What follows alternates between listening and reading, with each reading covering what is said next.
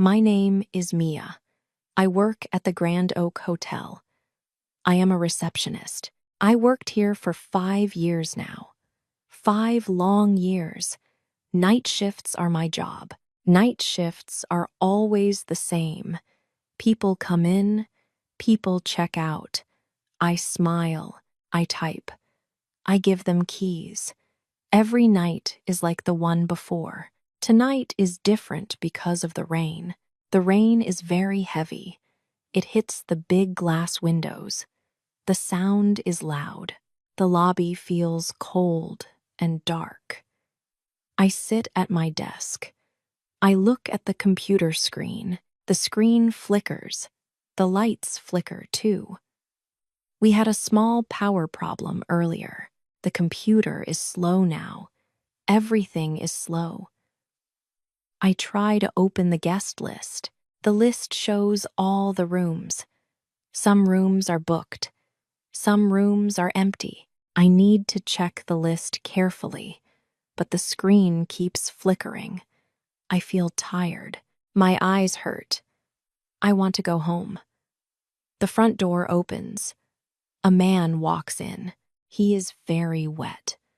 Water drips from his coat.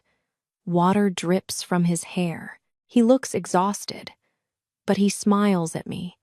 His smile is kind. His smile is warm. I smile back. Good evening, I say. Welcome to the Grand Oak. Thank you, he says. His voice is soft. I need a room for tonight. Of course, I say. Do you have a booking? No, he says. I just need somewhere to sleep, just for a few hours.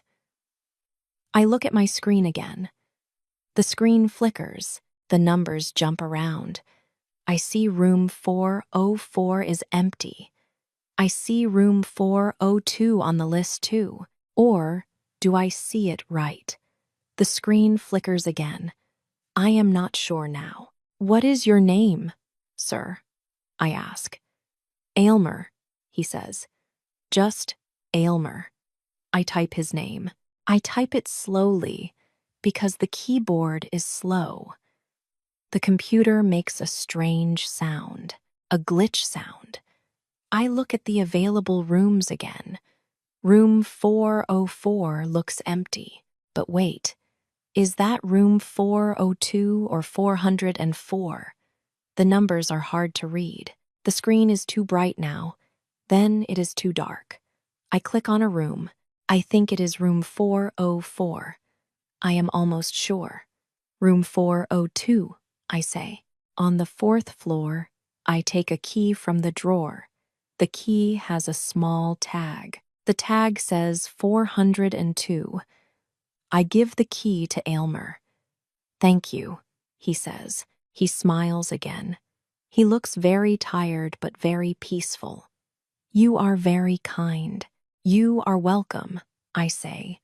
The elevator is over there. He walks to the elevator. He carries a small bag. The bag is wet too. He presses the button. The elevator door opens. He steps inside. The door closes. He is gone. I sit down again. I look at my screen one more time. I look at the guest list carefully now. The screen is clearer now. My heart stops. Room 402 is booked. A family booked it. They arrive tomorrow morning. Their names are on the list. I gave Aylmer the wrong key. I gave him room 402. But room 402 belongs to someone else. Oh no, I whisper. My hands shake. What did I do? I stand up. Should I call him? Should I run after him? But the elevator is already gone. He is already upstairs. I sit down again. I breathe slowly. I think about it. The family arrives tomorrow morning. That is many hours away. Aylmer said he only needs a few hours. He will sleep. He will leave early. He will leave before the family arrives. It should be fine, I whisper to myself. The guests for room 402 don't arrive until tomorrow morning. I try to relax. I tell myself it is not a big problem. It is just a small mistake. People make mistakes. I make mistakes too. The rain keeps falling. The sound is loud against the glass. I look at the dark windows. I see my reflection. I look tired too.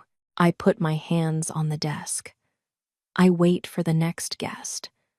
I try to forget about my mistake, but something feels wrong. Something feels strange.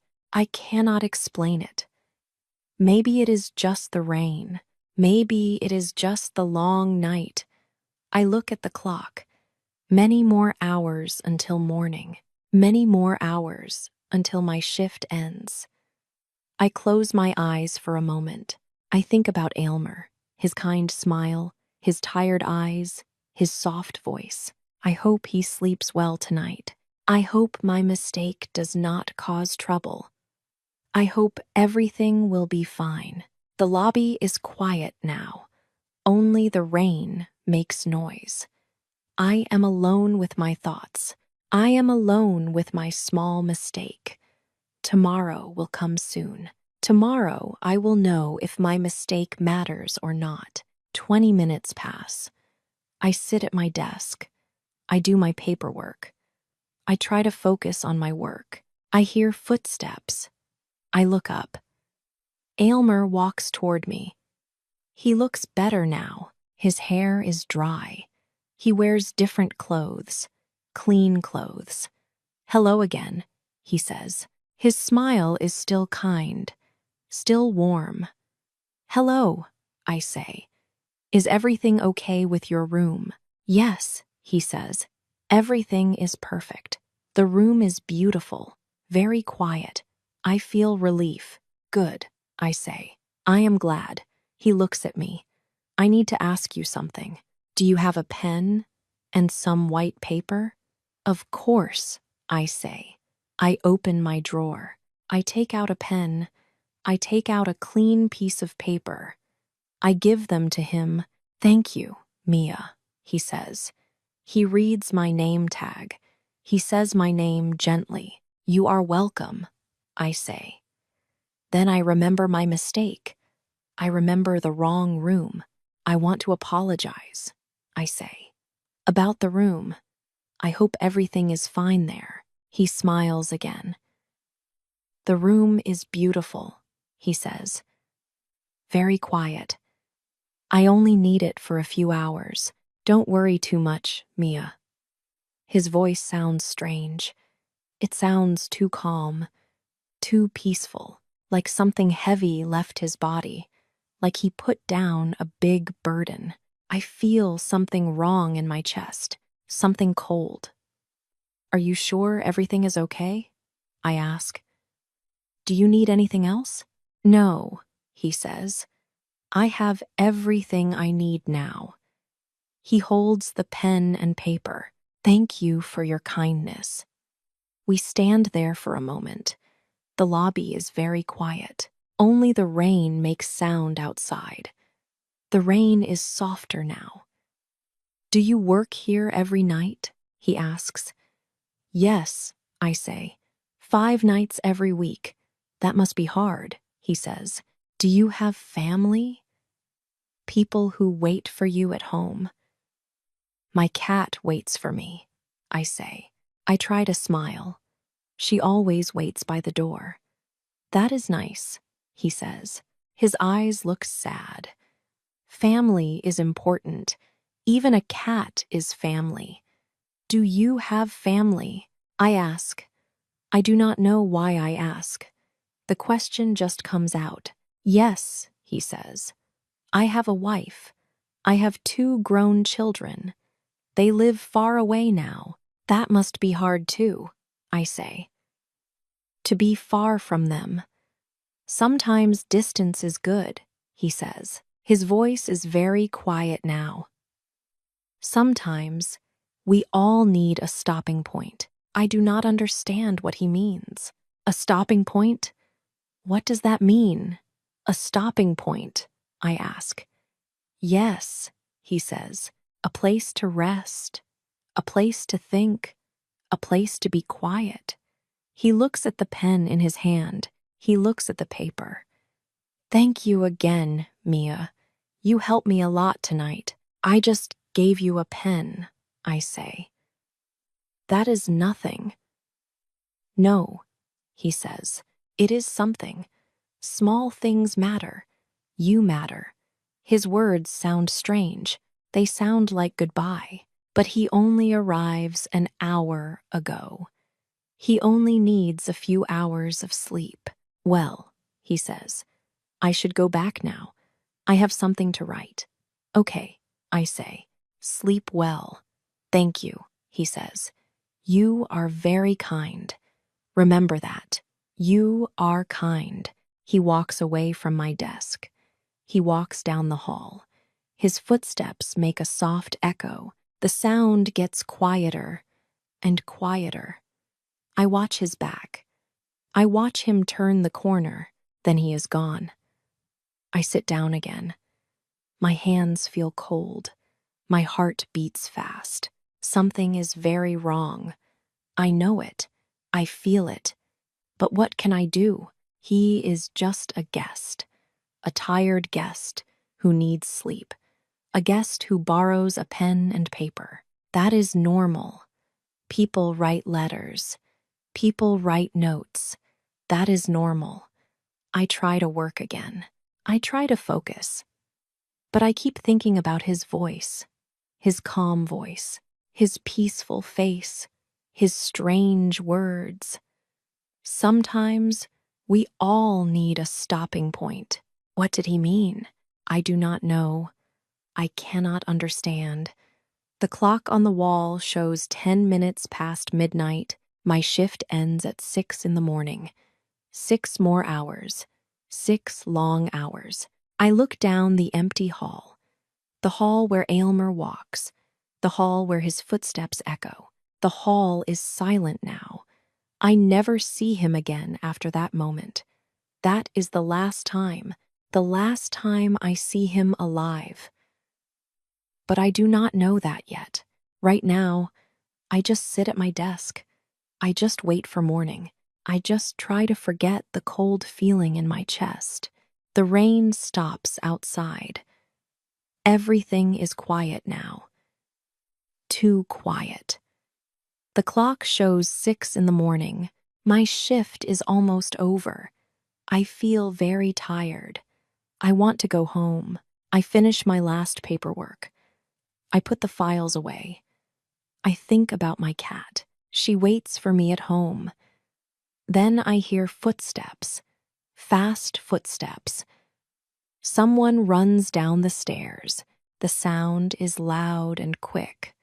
A housekeeper appears in the lobby. Her name is Rosa. She works on the 4th floor. Her face is very pale. Her eyes are wide with fear. Mia, she says. She breathes hard.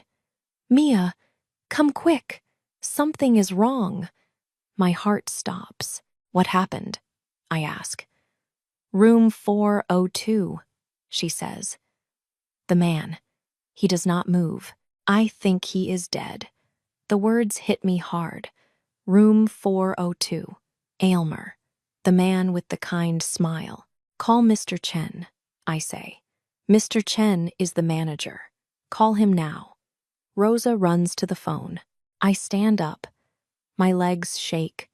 My hands shake too. His face is serious. Show me, he says. We go to the elevator. The 3 of us. We go up to the 4th floor. The elevator is very slow. Or maybe time is very slow. I do not know. The door opens. We walk down the hall. We walk to room 402. The door is open. Rosa opens it earlier. We go inside the room. I see Aylmer. He lies on the bed. His eyes are closed. His face looks peaceful. Very peaceful, like he sleeps. But he does not sleep. I know he does not sleep. On the bedside table, I see many pill bottles. Empty pill bottles. Too many bottles. He took too many pills, Mr. Chen says. His voice is quiet. An overdose. I look at the table. I see the white paper. The paper I give him last night. The pen lies next to it. I walk closer. I read the words on the paper. Just one line. One short line. To Mia, thank you for the final kindness. I'm sorry for making this room dirty. Don't blame yourself. My eyes fill with tears. My chest hurts. I cannot breathe well. Call the police, Mr. Chen says to Rosa. Go now. Rosa runs out of the room. Mr. Chen looks at me. Did you check him in? He asks. Yes, I say. My voice is very small. Last night, around 11, did he seem strange? Mr. Chen asks. I think about Aylmer, his kind smile, his calm voice, his peaceful eyes. No, I say. He seems tired, but he seems fine. But that is a lie. He does not seem fine. He seems too calm, too peaceful. Like someone who makes a big decision. Like someone who drops a heavy burden. I know it last night. I feel it. But I do not do anything. I do not ask questions. I do not call anyone. I just give him a pen and paper. The police arrive 20 minutes later. 2 officers come. They wear dark blue uniforms. They ask many questions. They ask Mr. Chen questions. They ask Rosa questions. They ask me questions. What time does he check in? They ask. Around 11, I say. Does he say anything strange? They ask. No, I say. He just asks for a pen and paper. They write everything down. They take photos of the room. They take photos of the pills. They take photos of the note. One officer picks up the note. He reads it. He looks at me. Your name is Mia? He asks. Yes, I say. He writes this for you, the officer says. Did you know him? No, I say. I just meet him last night, just once. The officer looks at the note again. He does not say anything more. I stand in the corner of the hallway. I watch the police work. I watch them put Aylmer on a stretcher. They cover him with a white sheet. They carry him out of the room. They carry him down the hall. They carry him away. I shake. My whole body shakes. I feel cold, so cold. Mr. Chen puts his hand on my shoulder. Go home, Mia, he says. Take the day off. But I cannot move. I just stand there. I just shake. I give Aylmer that room. I give him the key. I check him in. I help him find a quiet place to die. The guilt fills my chest. It fills my throat. It fills my whole body. I do not kill him. I know that. But I feel like I do. I feel like the guiltiest person in the world. He comes here to die. He looks for death. And I give him a room, a quiet room, a perfect room. I help him. I do not mean to, but I do. The tears fall down my face. I cannot stop them. I do not try to stop them. I go home. But I cannot sleep. I just lie in bed. I stare at the ceiling. My cat sits next to me. She purrs. But the sound does not help. Nothing helps.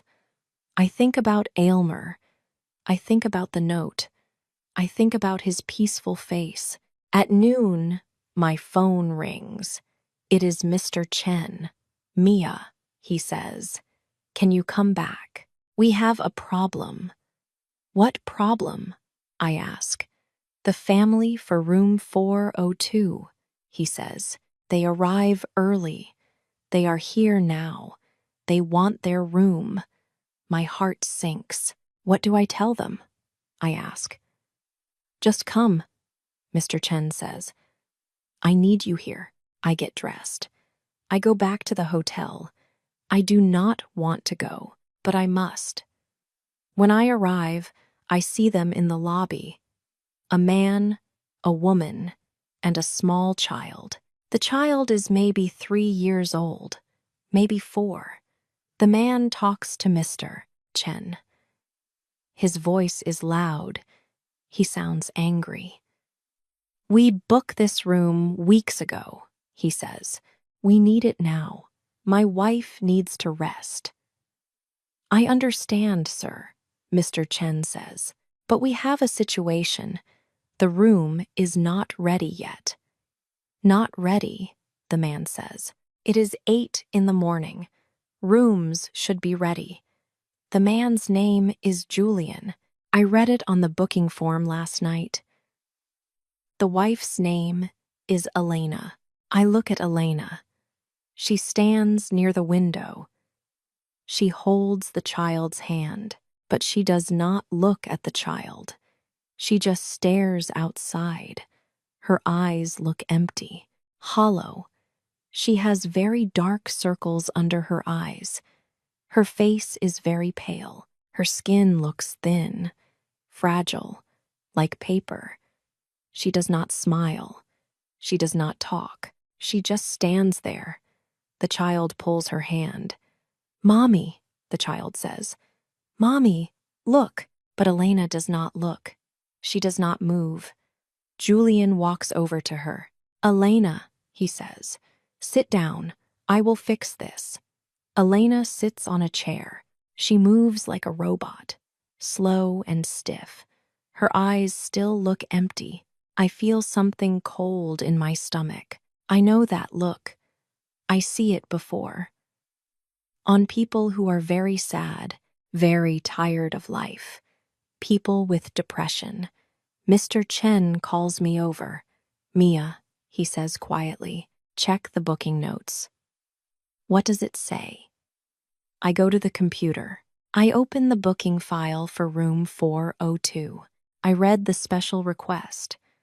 My hands start to shake. The note says, wife needs quiet rest. Husband and child will visit the city zoo. Wife stays in room alone for the day. I read it again and again. Elena wants to stay in room 402 alone all day, while Julian takes the child away. A quiet room, a room to be alone, a room to rest, just like Aylmer wants, just like Aylmer gets. I look at Elena again. I look at her empty eyes, her pale face, her fragile body. What if my mistake does not happen? What if I give Aylmer the right room? What if I put him in room 404? Then room 402 is empty last night. Elena checks in this morning. Julian takes the child to the zoo. Elena stays alone in that quiet room, with her depression, with her dark thoughts, with her pain. She might do the same thing Aylmer does. She might take pills. She might write a note. She might lie down and never wake up. My mistake saves her. My terrible mistake saves her life. I put Aylmer in her room so she cannot be there. So she cannot be alone. So she cannot do what her mind tells her to do. The realization hits me hard. I sit down. My legs feel weak. Mia, Mr. Chen says, "Are you okay?" "I need a minute," I say. I put my head in my hands. I try to breathe. I try to think. This is not just a coincidence. This cannot be just chance. 2 people, 2 sad people, 2 people who want to stop. But only one gets the room. Only one gets the quiet place. Only Aylmer. And Elena? She is here. She is alive. She is with her husband and child. She does not get to be alone in room 402. My mistake changes everything. My mistake swaps two lives. One person dies, one person lives. I feel sick. I feel like the world turns upside down. Mia, Mr. Chen says again, the family needs an answer. Can we give them a different room? I look up. She still sits on the chair. She still looks empty, but she breathes. She lives. Yes, I say. Give them room 404, the best room we have. 3 days pass. I go back to work. I do not want to, but I must. The hotel feels different now. Every room feels heavy. Every guest looks sad to me. On my 4th day back, a woman walks into the lobby. 2 young people walk with her. They look like they are in their 20s, maybe 30. The woman walks to my desk. I am here for Aylmer, she says. I am his wife. My heart stops. I stand up. I am so sorry, I say. I am very sorry for your loss. She looks at me. Her eyes are dry. No tears. Are you Mia? She asks. Yes, I say. He writes about you, she says. In his note, he thanks you.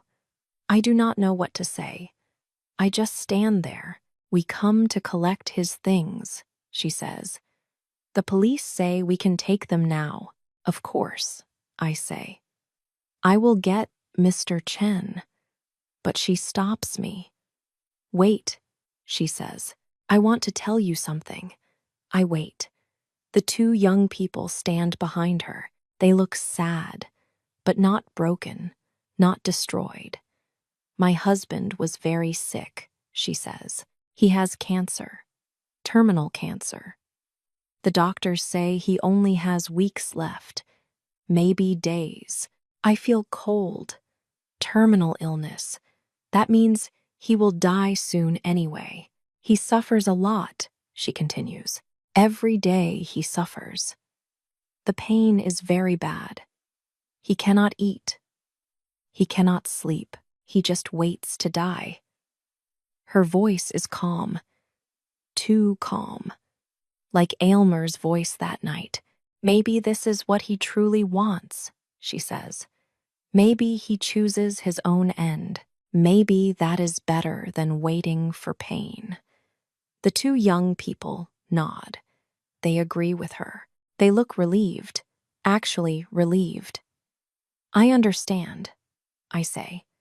But I do not understand. Not really. They collect Aylmer's things. They thank me. They leave. They do not cry. They do not scream. They just walk out with their bags. One family loses someone, but they feel relief, not pain. Relief. I stand at my desk. I feel confused. I feel strange. Then I hear laughter. A child's laughter. I look across the lobby. Julian sits on a sofa. Elena sits next to him. He holds her hand. He holds her tight. The child runs around them. The child laughs and plays. The child looks happy. Elena watches the child. Then she looks at the window. Sunlight comes through the glass. Warm sunlight. Beautiful sunlight. Elena smiles. Just a small smile. Soft and quiet. But it is a real smile. The first smile I see on her face. Julian kisses her hand. We are okay, he says to her. We are going to be okay. Elena nods. Yes, she says. We are okay. I watch them. I watch this family that almost breaks.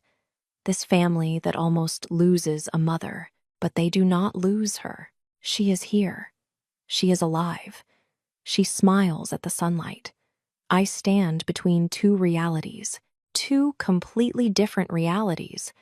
One Fanja loses someone, but they accept it. They feel relief because his pain ends. Another family keeps someone. They feel joy because she stays with them. Both families leave the lobby. Both families go home. But they feel opposite things. Then I understand. I understand what happens. My mistake swaps the dead. My error changes who dies and who lives. Aylmer wants to die. He is ready. He chooses it. His family accepts it. Elena does not want to die. Not really. She is just sick. She is just sad. She needs help. She needs time. My mistake gives Aylmer what he wants, and my mistake takes away Elena's chance to do something she might regret forever. I sit down at my desk. My hands shake, but not from guilt this time, from something else, something I cannot name. The lobby is quiet now. Both families are gone. The sunlight still shines through the window. I look at the light. I think about life. I think about death. I think about mistakes. Some mistakes are terrible. Some mistakes are miracles. Sometimes we cannot tell the difference. I try to work as a receptionist again. I try for 2 more weeks, but I cannot do it. Every time the check-in bell rings, I jump. My heart races. My hands shake. I see Aylmer's face. I see his kind smile. I see the note. Every guest who walks in looks sad to me. I think they come here to die. I think they need help. I cannot focus on my work. Mr. Chen notices. Mia, he says, you need a break. Take some time off. No, I say, I need to work, but I cannot work here. Not at this desk. What do you want to do? He asks. I think about it. I think about Aylmer. I think about Elena.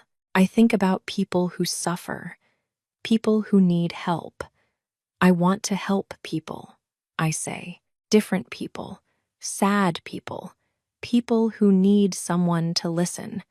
Mr. Chen looks at me. The Human Resources Department needs someone, he says.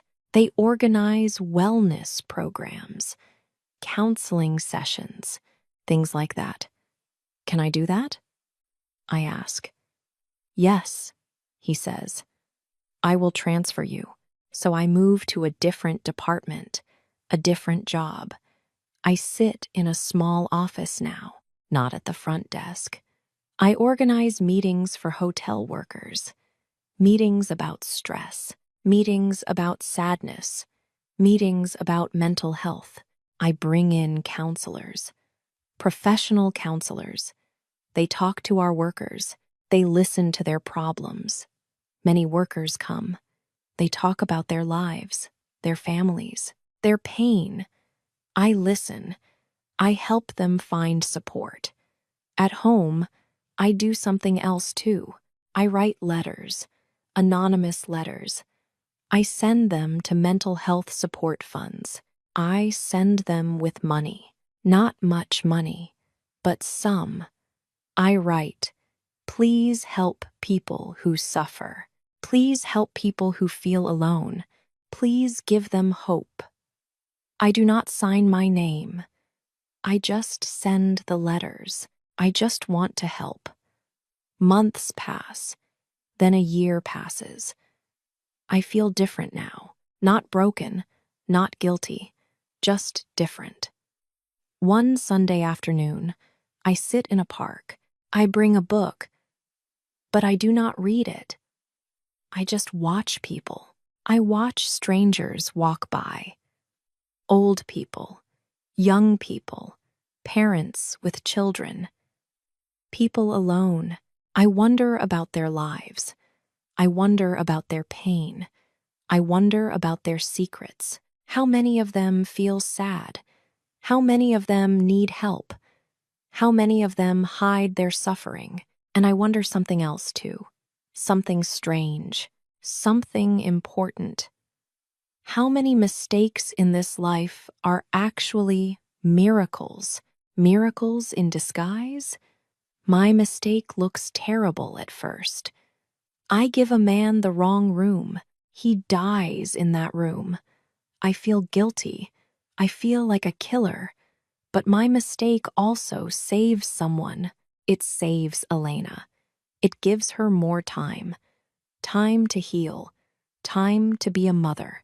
Time to see the sunlight and smile. I do not plan it.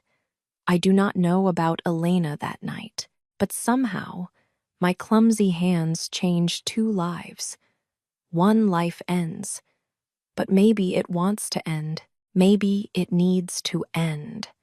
One life continues, and maybe it needs to continue. Maybe it deserves another chance.